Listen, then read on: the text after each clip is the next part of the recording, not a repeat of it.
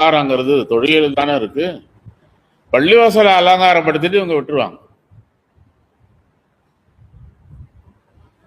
அப்போ வாழ்க்கையோட அந்த முழு பகுதி அப்படின்னும் போது திக்ரையிலாகி, தொழுகை, நோன்பு, ஹஜ்ஜு, ஜக்காத்து எல்லாம் ஒன்றும் சேர்ந்தது தான். ஒன்றை விட்டுட்டு மற்றொன்று மட்டும் நம்ம எடுத்துக்கிட்டோம் அப்படின்னும் போது இன்றைக்கு உலகத்துல நிறைய குதர்க்கங்கள் இருக்கு. எல்லாம் திக்கர்லாம் எதுக்கு, நாங்க தான் தொழுகிறோமே, நாங்க தான் ஹஜ்ஜு செஞ்சிட்டோமே.